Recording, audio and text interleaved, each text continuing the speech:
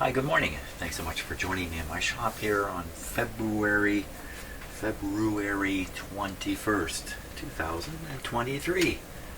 As I continue on with this radio, which has suffered a very serious wound. In fact, this is one of the most wounded radios I've worked on. And of course, I'm talking about the primary coil in this IF transformer. It appears to have an open circuit in it. Pretty sure of that. So I've concluded some time ago that it was worth going at least another couple of stages here and make some investments in the radio. And there's a little bit of time and throw in some new capacitors and we'll see what's up. I've tried to set up a circuit to bypass the defective primary coil. That's what some of this stuff is over here. And had a modicum of luck with that. So that enabled me to be aware, or to know rather, that the radio is generally operating, except for this burned out coil. Everything else seems to be intact, but probably deficient, but at least intact. So my options here, or what I'm doing here, is I'm going to change out these last few old paper capacitors. Check the radio with the bypass in place and see what kind of volume comes out of it. If by some chance the radio begins to produce decent volume and performance, then perhaps this is the final state, to have a bypass put in. A bypass is just a capacitor carrying the signal past the coil. With the coil out of the picture, we lose some of the we gain wider bandwidth. It could cause some performance issues in that respect, and we also probably lose some significant gain, which I think is what I'm struggling against here. The output of the radio is very, very weak. I have to have the volume cranked up full just to hear anything. I haven't heard a single station come through here yet, but I have run my signal generator through it with a moderately strong signal, and it's come out the speaker with moderate volume when the control is set high. So those are all indications that success may be out there. If in the end I do the capacitors and then I try to do what I can to make the bypass as functional as possible, I still get low volume and undesirable effects. I do have an alternative yet. Another alternative, which is to replace the entire transformer here from another donor radio. And how that would work out, I'm not so sure. We will probably find that out. My guess is that's where this is going in the longer run. But in the short term, it's capacitor time. Now there is a very special, I don't know if it's a capacitor here. Maybe we can find this on the schematic. This guy here. It's clearly a coil. Well, I can see the windings. It's a coil wrapped on something. Is it a coil wrapped on a capacitor? Don't know about that. There's a resistor that's swollen here, which I think I'm probably going to want to change it out when I do these capacitors. One of the capacitors is this big guy. There's 4 capacitors, and a big one here. The big one is probably a problem. Looks like it says 0.25 on it. I think I have 0.25s, so I don't think that's a problem. But it's a big whopper. There's another molded capacitor left up here too, which is going to have to go. These other ones I'm going to leave in. They're highly reliable. Doesn't mean they're perfect. It doesn't even mean they're good, but chances are they're good. And of course the odds on these ones being good, the odds are good that they're good enough to let the radio operate, but not good enough to achieve proper performance. That's probably the state of affairs with all these guys. Okay, so let's start with why don't we just start over here. We'll do this guy first. He's hooked up to the first tube in the radio here. And it's It's going over to the switch. Don't know why. We can see what pin it's connected to though, so we should be able to track it down. Let's just see. That's on pin number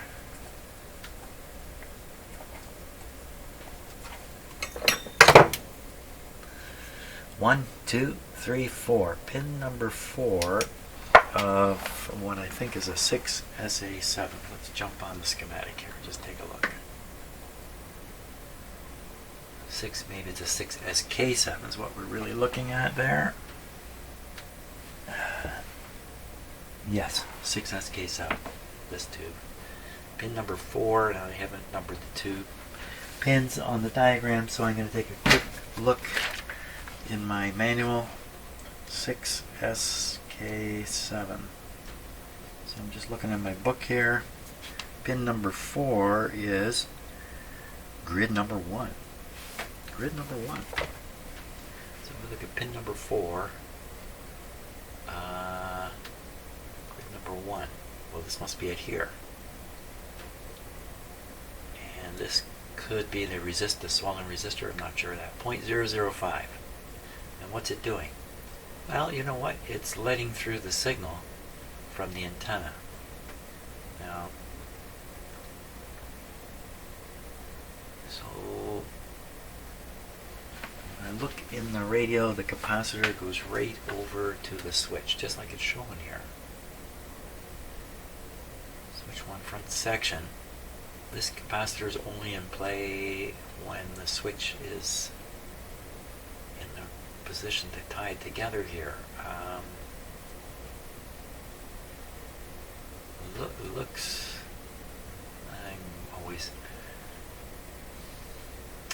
looks like when you snap the switch goes from connecting these two wires to connecting these two up here.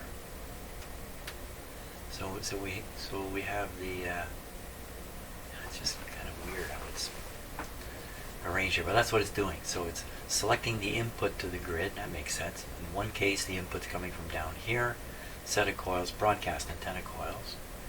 In the other case, it's coming from up here, and these are the shortwave coils, antenna coils.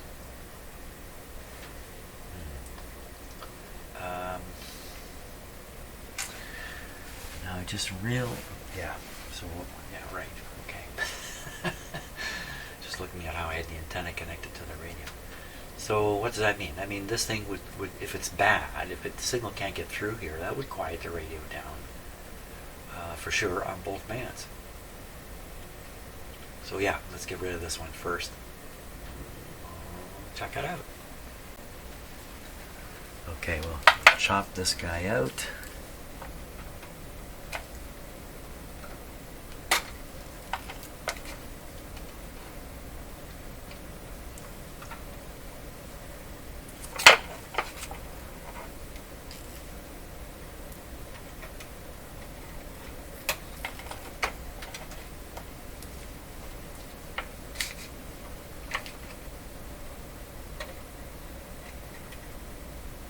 Okay.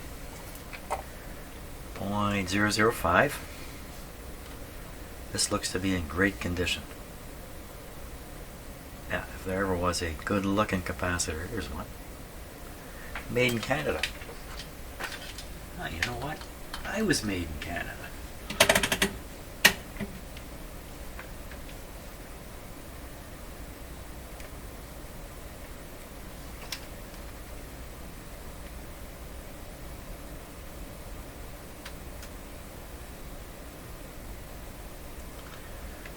Okay.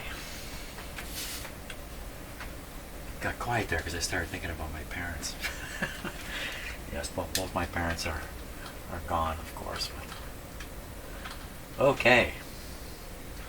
Here we go. 50 volts. You might guess this is going to pop open. Look at that. Not all the way though. So I bet you at 150 it won't open. Yeah. So it looks good, but it's not. Pretty sure my parents were supposed to warn me about girls like that. Okay, so we'll put a new one in here, And you know, I may even operate the radio right at this point, because don't take those off, Jim. That's dumb. Because this is such a significant capacitor. Test doesn't indicate it's not capacitating. That test doesn't really prove too much in that respect, but I'll put the capacitor in. We'll give it a try. Why not? Okay, I think I'm ready for an attempt at operating the radio again. So I've got it hooked up to the loop antenna, which, interestingly enough, the last attempt at using the loop antenna, that's what these leads are, I couldn't get the loop antenna to show any tuning peak. Is that because my loop antenna is messed up, or is it because there's something going on over here?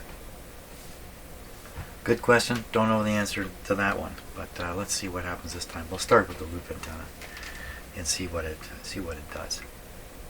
Volume is all the way down. I'll turn it up just a wee bit, and everything looks hunky-dory. Here we go.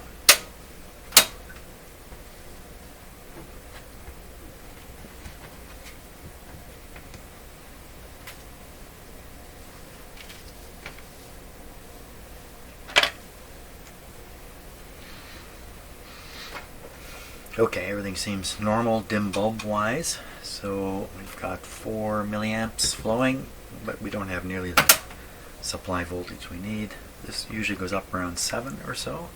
It's doing that. Everything is the same. What do we hear? I hear nothing. Okay, it's bound to be warmed up. We'll turn it up. Barely there. Okay, I'm going to tune a little bit.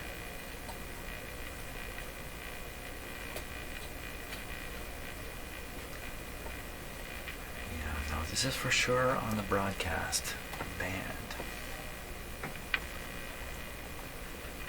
I think it is. Let me see.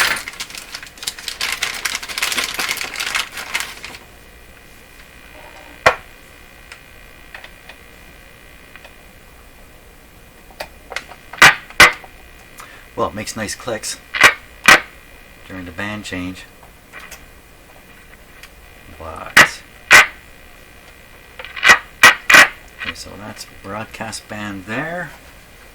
I'm going to just fiddle with my antenna here briefly. You know, it's almost like nothing is coming from the antenna. It's like nothing is coming from the antenna. Let's disconnect the loop.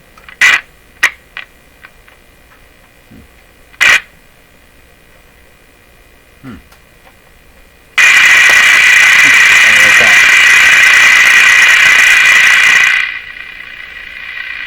Should know better than to clip onto the screws here, which are a little loose because I've got them hanging out so I can clip on them.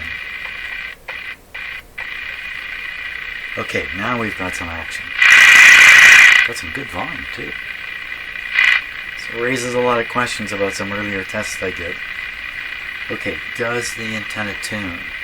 So the radio is just about the middle of the tuning range. I will tune the antenna.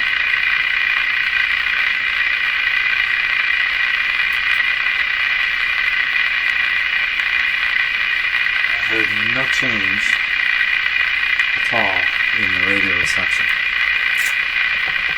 Lots of volume. But that's getting to be an acceptable level of volume. Let's see if we can tune something in. It works. It's much better. Much, much better.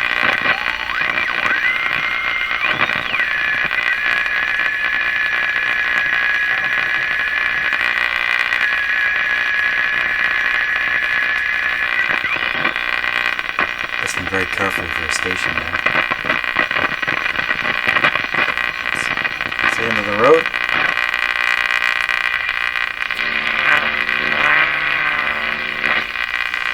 Well, it's receiving.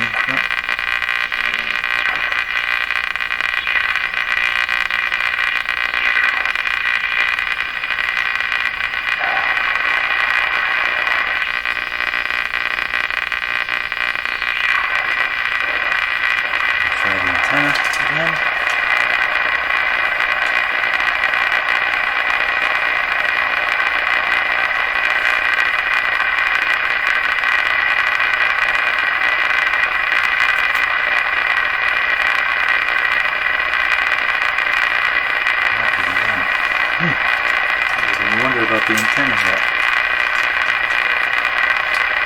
Okay, so I'm going to stop for a second. I'm going to switch to the outdoor antenna. I'm going to try that.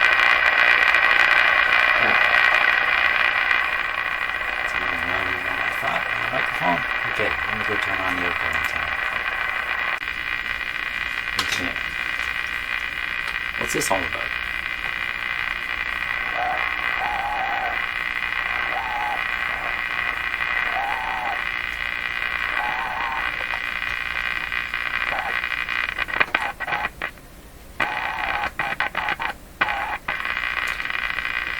Some weirdness down here.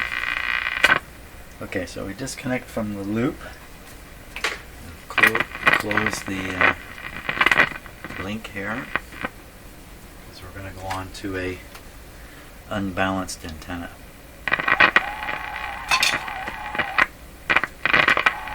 I'm doing pretty good as the antenna here. Okay. Now this antenna is really not very good for long wave or regular broadcast type stuff. I'm going to clip it firmly on behind here.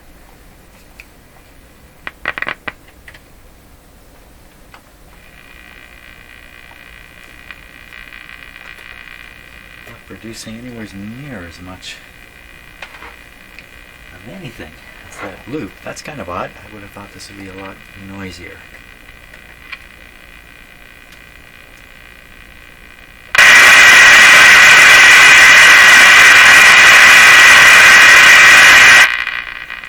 Okay, apologize for that.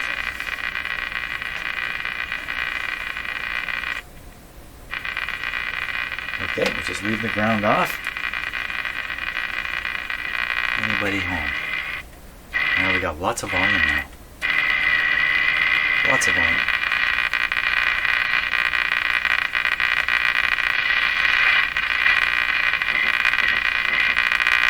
Lots of noise volume.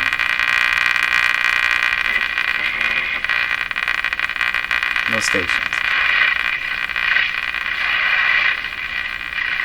But what we're going to try is we're going to go up on the shortwave bands. Now there's 2 bands on this radio. I need to get the cabinet here.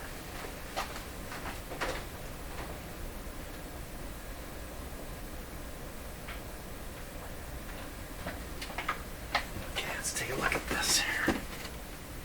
The cabinet. So one band's 9 megahertz and the other one's 15. Either one of these could be operating right now at this time of day. We'll just try both and we'll see what we get. Volume's down, so we'll go 1 click. This time the ground may be better off on, but let's just tune around. That's essentially full volume.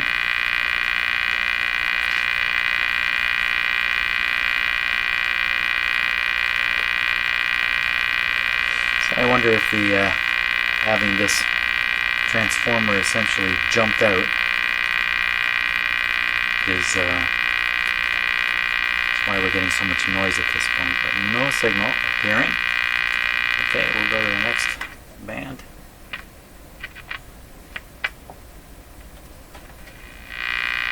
Same noise.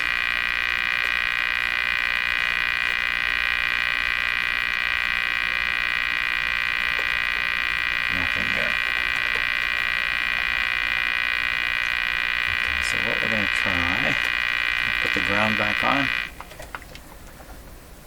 I find you just, with this ground, or grounding radios like this, you just have to, try and see. There doesn't seem to be any consistent behavior. Okay, so we're on the 1 band, turn it up. Pretty quiet now.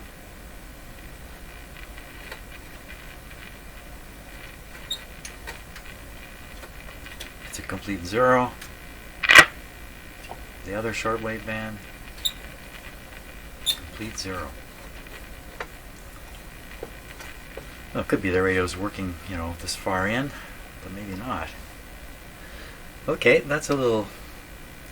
We got to do one more test before I go further with this. Because we have indications that an improvement took place, but I don't have any real objective proof of that. So we're going to engage the signal generator here. And we'll see what that gets us.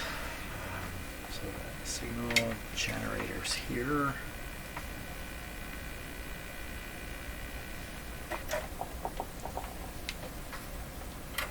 Okay, goodbye to the antennas. Hello to the signal generator.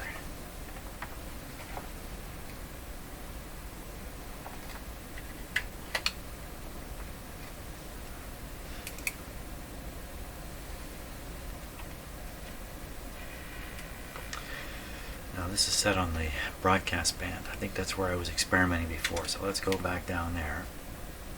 Okay, we're on the broadcast band. So quiet. He's running with 105 volts. So quiet.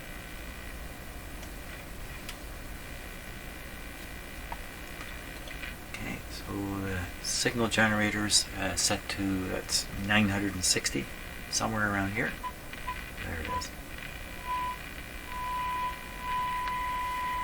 So that's full volume, moderate antenna signal with 30% modulation.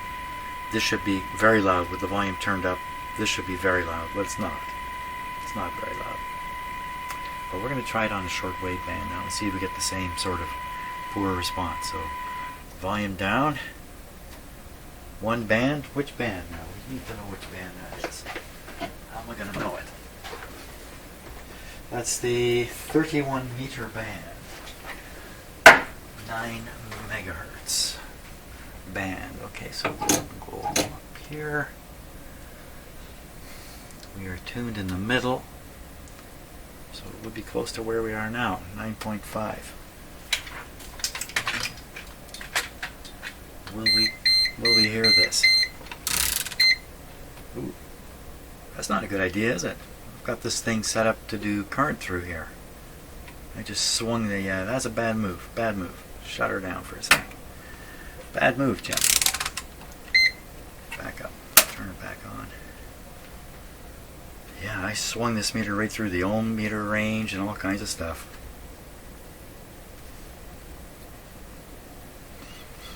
Maybe because this is over here in the current input, I didn't blow the meter up. Oh, you're not really looking at what I'm talking about. I'm talking about my poor meter here. I almost blew the Allen meter sky high here. So it's set with this lead into the current input, so I think I swung the control all the way around. Nothing happened because the lead is not plugged into the usual. I think, okay, lucky, that's lucky. Lucky today, or I would have destroyed the Allen meter. That would have been a sad thing. Okay, but it didn't happen. So we are volume up. And now I'm going to tune this guy and try to hear it come out of the speaker.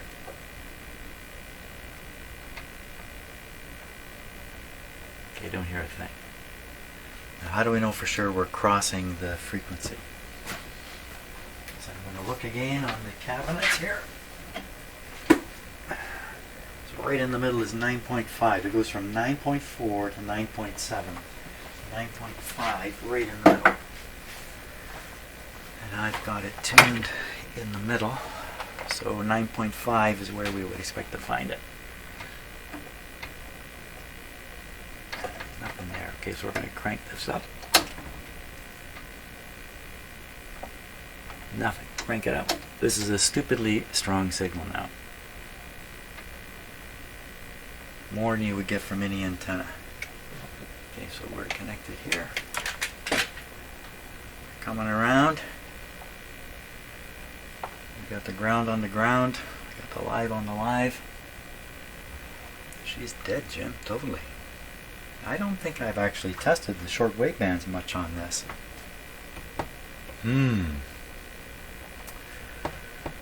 Okay. Is there anything short term I can do here?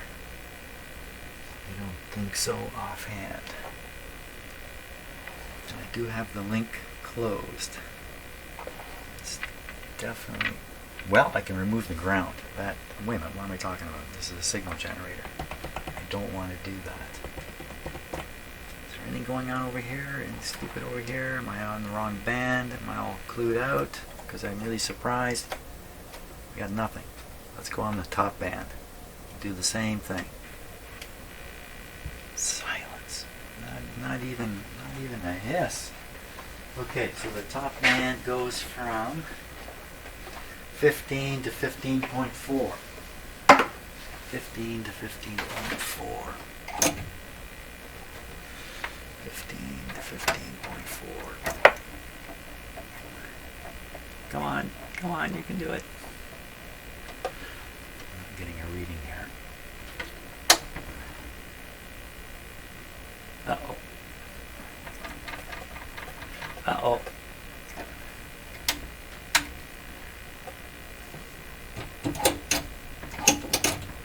I'm not going to get there. Oh, I'm on the wrong. I'm on the... Never mind. Everybody calm down now. Everybody calm down. Calibration.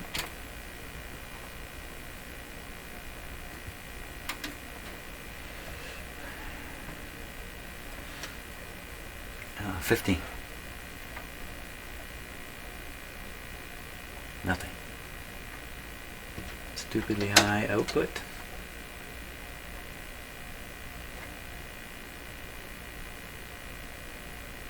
Nothing. Volume up? Yes, volume is up. She's as dead as a doorknob on these higher bands. Uh-oh. That's something I hadn't really picked up on earlier. Why so dead? Like dead as dead can be. What can we do here? I'd like to investigate this just a little bit further before I continue. Yeah. So the only way I can do this now, well, there's a couple of ways I can do it. But if I want to use my signal tracer, which is limited to the IF frequency, I need to listen to the IF while I'm tuning the radio and stuff. The IF would be flowing through the... I should be able to pick it up. I don't know. Gotta stop and drink some coffee. I gotta think clearly. I'm having trouble thinking clearly this morning. Okay. So we're gonna try to listen to the output of the mixer tube, or input to the first IF transformer. It's coming out on this clip lead that I've clipped onto the plate terminal of the mixer tube. So hopefully at this point there will be an IF frequency, 455. I'm going to tune my tracer to, well, it already is, 455. And we're going to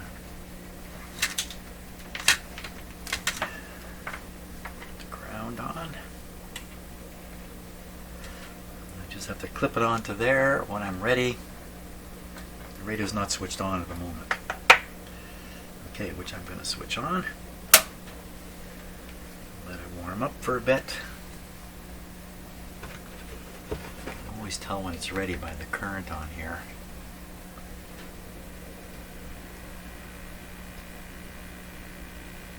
And you know, another possibility is that this current, which is running around, used to be running around 7 milliamps, maybe that's too low. Maybe I should have things arranged, you know, the bypass arrangement, so this current is higher.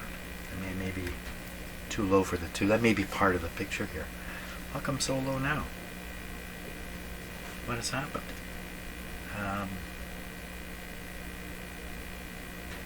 As far as I know, the only thing I've done is just put in a clip lead to nowhere here. And the voltage is 105, same as it was. Band? Is the band doing that? Oh, the band is doing that.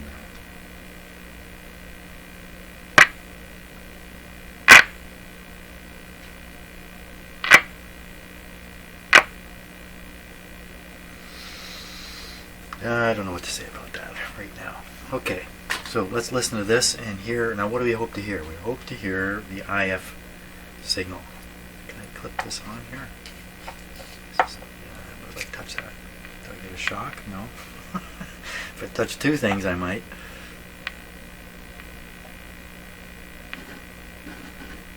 Okay. I don't need this volume up. Be listening to this guy over here.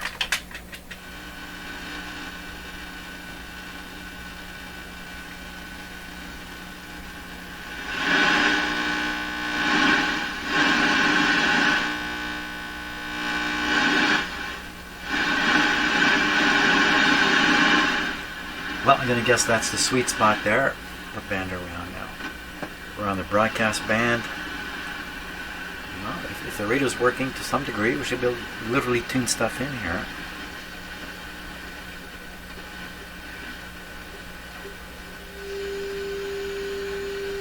So that's, I'm sure, is the sound of my signal generator.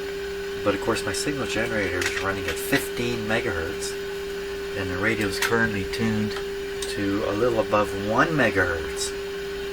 That's interesting, but I'm not going to worry about it.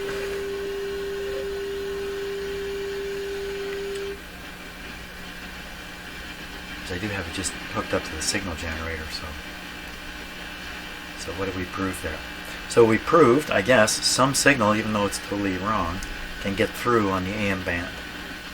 So we've heard the AM band operating more or less like a bad radio. But the other ones, silent. Here we go. How about the other ones? 9. Now again, we're not on an antenna, but we could jam. Let's tune around a bit. That's pretty interesting. Once again, I think I'm around 9 megahertz and the signal generator is running at 15 and we're picking stuff up. Wow. Wow. That's a wow, alright. Okay, I'm adjusting the attenuators over here. Well, that's a whopper of a signal now, compared to everything else. I'm feeding in a whopper over here. Now, probably what's happening is my signal generator is probably producing harmonics. Let's just figure this out. So we're about 9.3 is what I would say. About 9.3 megahertz. So we're going to crank this down. It's a more realistic antenna signal. This would be a strong antenna signal. And we want this to be around 9.3 or something like that. Let me turn up my tracer a little bit. Okay. 9.3.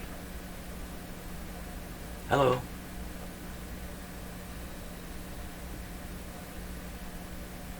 Have I got this on the other band? We should have heard something there. Okay, one more snap here.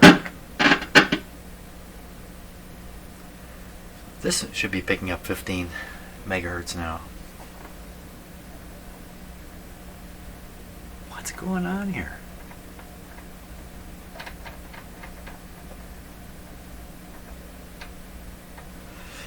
What's going on is this thing's set for the 9 megahertz band and it picks up a 15 megahertz signal. We set it to pick up 15 megahertz signal. It picks up nothing. Put this down a little bit. Have I gone crazy? We have a strong signal. And get a little bit of a dirt on the switch. 15 megahertz.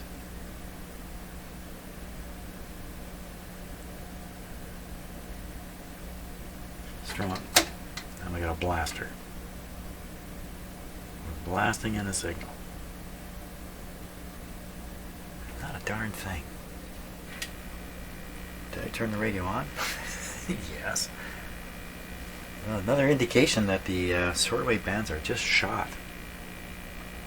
I mean, how can it be this quiet?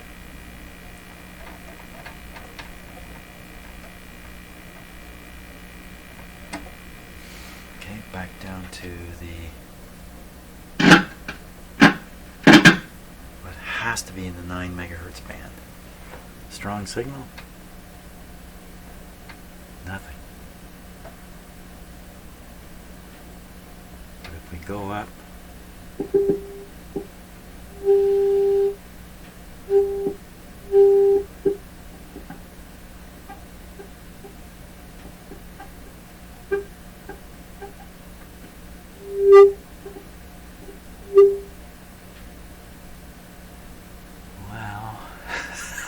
I'm not sure I've ever heard a radio do all this stuff.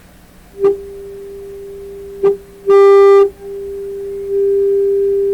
now if I tune the radio itself, it's definitely tuning that in.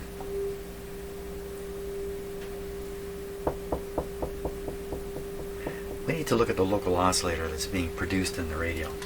We need to take a look at it and just see what it's doing. Because this ain't making any sense. Okay, so that's what I'll set up next.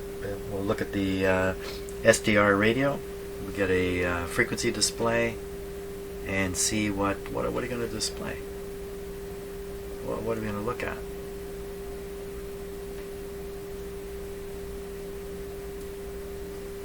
Well, look at the same thing that we're listening to. What is going into the IF? What we're hearing is any moment where there is there is a signal that matches the tuning of this. So this is around 450. So every time you heard that tone come through, regardless of what the frequency is over here, the mixer was producing an output at 455 or so, which we didn't hear in the output of the radio, but I think I had the volume down most of the time. Okay, what's going on? I don't know. Okay, so you see my SDR up in the top right corner. The SDR is listening to whatever comes on this coil. And I'm now going to thrust the coil into the radio here somewhere where I think there's a strong IF signal, probably in this area. There it is. You see it pop up. Now we're going to prove this out. Tuning the radio, there it is moving. Now the radio's hearing 15,000.6 megahertz on the broadcast band. So that's an interesting thing in itself. That's not even volume, that's just me tuning it closer to the sweet spot. Wow. But the radio really should be responding to, put this somewhere where I can let go of it here. So it's at 16, so it's right on, pretty much on 1600 kilohertz. So that means the radio should be converting a frequency 455 below that, about 450 below that. So you subtract 1150. So the radio is tuned to 1150 kilohertz. Does that look right on the dial? Doesn't quite look right, the dial. It's a little too far this way. But maybe there's just alignment issues in here of all sorts too. So just doing that again. Yeah, 1150. Okay, so if I set my signal generator to 1150, we should hear the tone again. Okay, 1150.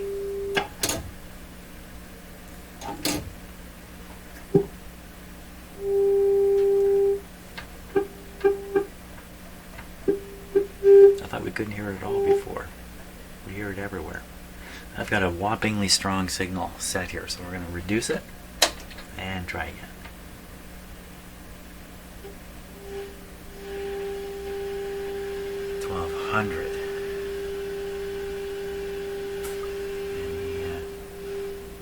So I can kind of check the IF frequency if I just...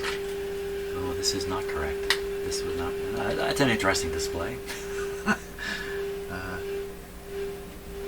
So it's peaking out around 400, in fact. Sure. So the IFs are actually running at 400, not 450. So 400, take 1600, subtract 400, and you get 1200. You get the number that's sitting right here. So that's behaving in an unsurprising way. Now we're going to go on the shortwave band and repeat this, see if the local oscillator is there. So the first band we're going to is 9 megahertz. And I'm going to beat this meter out its own game here. There. I want the meter to time out. So what we want to do now is tune the radio to something like 9.2, or I'm sorry, tune the signal generator to something like 9.2, and we should hear. Oh, I wanted to look at the local oscillator. I'll do one thing at a time. 9.2. So we should hear this. And we're close to the limit of my band here. So tune the radio up frequency. So it's got to be up in the range of this now. Hear nothing at all. So is there a local oscillator? Now, time to look at the display, the SDR display. Go up to 9 megahertz. 9 megahertz.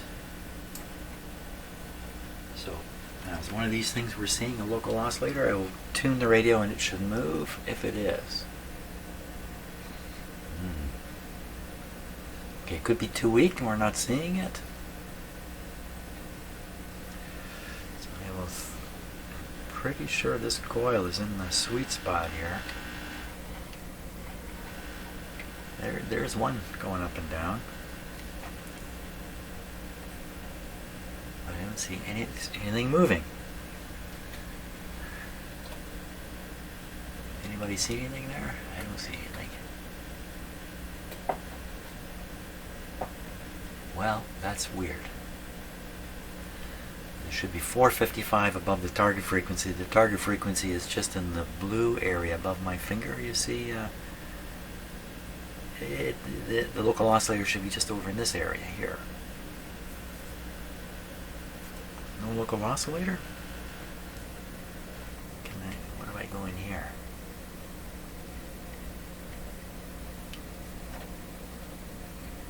There's nothing. Okay, on a wild chance that somehow the bands are mixed up, that's just crazy talk. That's crazy talk. Let's go to the next band. I am on the next band. What has happened here? Oh, I've lost control of the whole test. Here's 9. I don't know what I did. What did I do? Oh my gosh. And there's a local oscillator right next to the... yeah, that's got to be it there. Okay, of course. Good. Oh man. And a lot of this troubleshooting is just figuring out what I'm doing wrong most of the time here. So there's the local oscillator. It's way high. It looks way high to me. I'm at the low end of the band, so that's 9.1 or so. So it should be 9.1 plus 455. 9.55. Oh, it's in the range. 9.55 is up here. It's sitting here. So we're actually tuned to, this is 10. So we subtract, oh, it's 10. It's way off. Should be way down here somewhere. Yeah, I thought this was 9. It's 10. This is way off. So if we bring it down as low as it will go, that's the end of the run right there. That's it. I'm going lower. So the radio is trying to receive now 10. If you subtract 455 from here, it's trying to receive about 9.8 right up in this area. So it's still within the band, but it should be receiving way down here. The local oscillator should be 9.4, should be sitting about here right now. Okay, so the actual frequency it's trying to receive is about 9.8.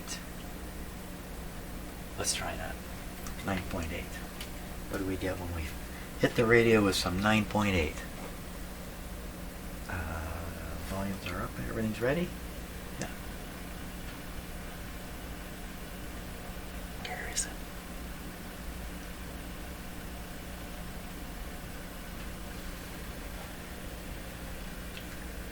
Not the slightest sound.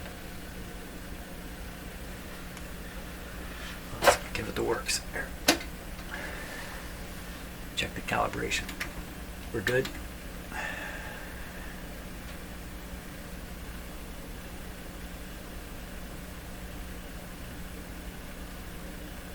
That's unbelievably quiet. Turn the radio right up. Nobody wants to make a sound.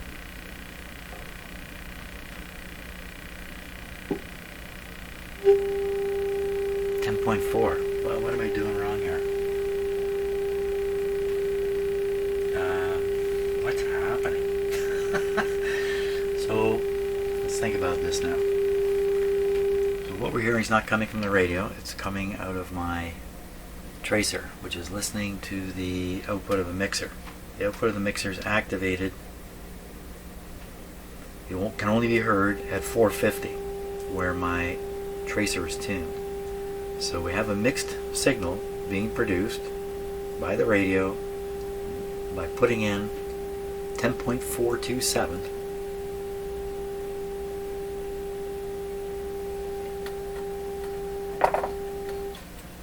and tuning the radio right to the bottom of the dial. And the dial, according to the dial, what we should be receiving here is 9.4.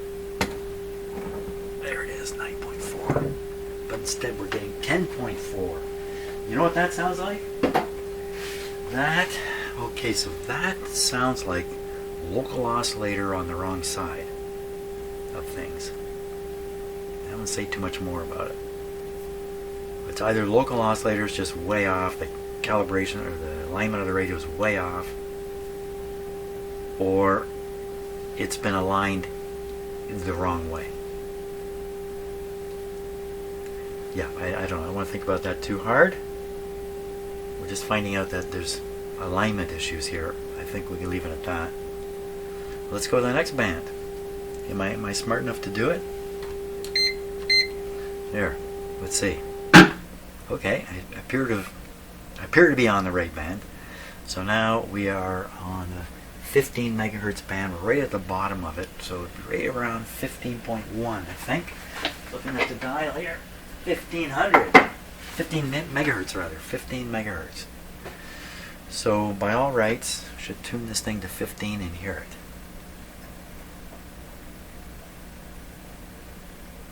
it. Yeah. What's all that clicking? Bumping something? Just a funny coincidence there?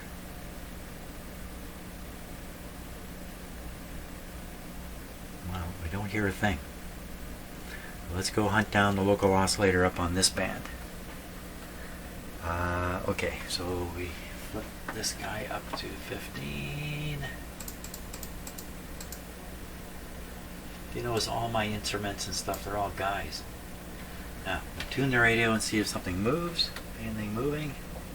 I see nothing happening.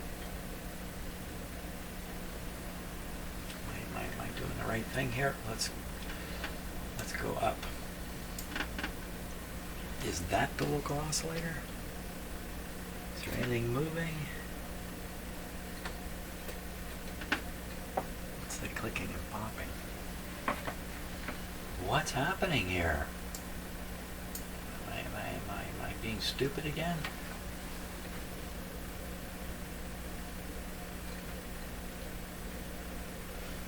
See anything. Maybe it's down here. Is it down here? Is there anybody home?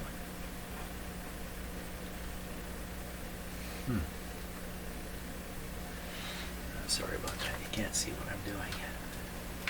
So I'm just tuning the radio back and forth. looking for something to move on the SDR. Okay, what's going wrong here? I am definitely on the right band setting.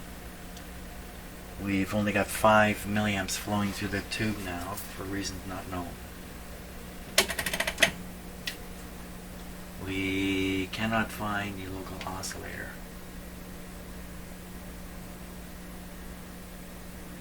Can it be just so crazy far out that it's... I just haven't gone far enough to find it? Should be a pretty strong thing on the screen. Where am I? It's a fast tuning dial. Let's go lower.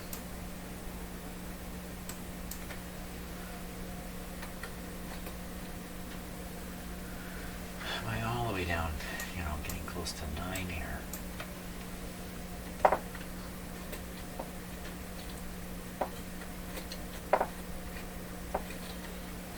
Okay, we're going to go up, up, up, up. Way up.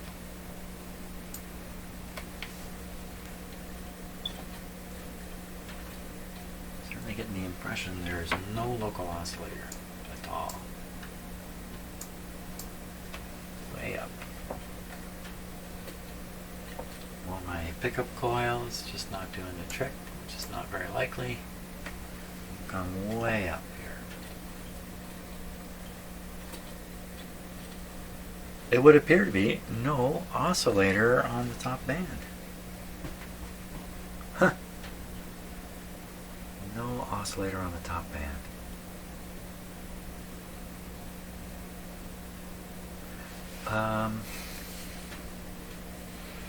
So it's a little odd to me that one shortwave band the local oscillator goes and the other shortwave band it doesn't. I feel a little more comfortable if the AM worked and the two shortwave bands didn't. That's not the case.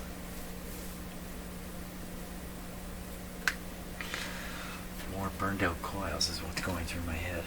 Well, I might end this video just by looking at the schematic here and trying to figure out what might be going on. So one immediate possibility here that could be involved is a burned coil on the primary side of the antenna. This happens from time to time in these radios. You know, lightning strike is the usual thing people point to, but other things can be done by accident. It could generate a fault current through here and burn out one of these two coils. Now, if you notice, if you look at this antenna clip here, this is done a little differently than what I thought. So what they're doing is with the link closed, the antenna signal is passing straight through this coil. With the link open, the same signal must go through this capacitor on the way. The suggestion here is when you use the wire antenna that's in the cabinet, see, to strip antenna inside of cabinet, when in use, remove external antenna and close link. So you close the link because the antenna is weak and you're getting more signal through. I think that's what they're doing. When you use an external antenna, you're going to get a lot more signal. So you open the link and force it through this capacitor.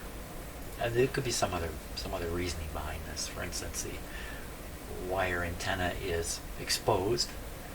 People can touch it, but the strip antenna, it's in the cabinet, you can't touch it. So this could be a safety sort of feature. I don't really know. Two different sizes, two different radios. That's interesting. But in any case, it's a mica type capacitor. I'm seeing it right now. Open if the link is closed. We're in best business when the link is closed. That would be the way to put it. You're getting the best signal into the front end of the radio. Now, if one of these coils are in series, the antenna signal, regardless of what band you're switched to, is going through both these primaries. The secondary side is switched. So you're picking either this secondary or this one. So if you're on broadcast, you're picking this one here through the switch. But the same primaries are involved. Same primary circuit. So one thing I could check is to see if these are open, and that's something that I have encountered this in the past. Excuse me. That might explain a lot. What else now could be really reducing the radio?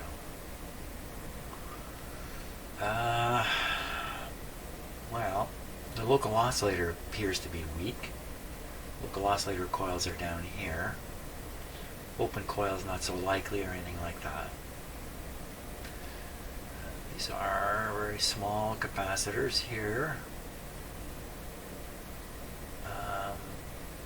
They're all small capacitors. They're all mica style capacitors.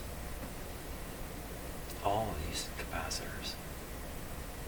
So I'm looking for a paper wax one, a larger one that may be responsible for something. Go right up here. So we do have this one here. This is conveying everything through here. Here's that coil. This is probably the coil that I thought was maybe wrapped around a capacitor. It's wrapped around a resistor. It's actually more likely. This thing could be open.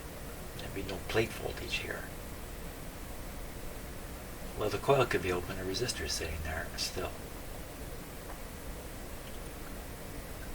We have this is that gray big capacitor sitting right here, and it's filtering on the plate circuit.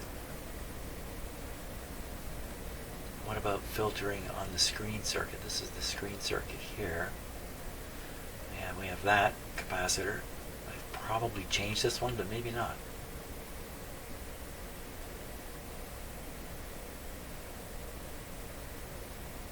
Well, other than, I think what I'll do, I'll end today by checking these coils for continuity, if I can do it. And it should be continuity. I should be able to put an ohmmeter here and an ohmmeter here with the link closed, and I'm reading the resistance through these coils. This goes to ground. Maybe flipping the switch may do something. Yeah. I should see some kind of, if the coil is open, I'm going to get a open circuit reading here. Here, between the ground. Okay, let's do that. That's easy. That'll be my last test for today. I think I'll stop then. Okay, let's try that test. So, don't like this meter much. It takes too long to think about everything. So there's 0 ohms. Overload and okay. From the ground connection to the link. Oops.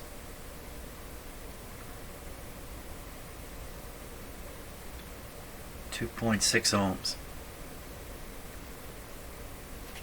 Okay, and we're just gonna change this. This is now on AM. Broadcast.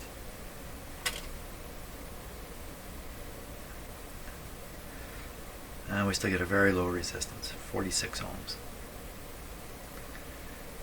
Pretty sure if there was an open circuit there, we would have seen it just now. So I don't think the primary coils are open. Don't think that's part of the issue here. And I think that's it for me today.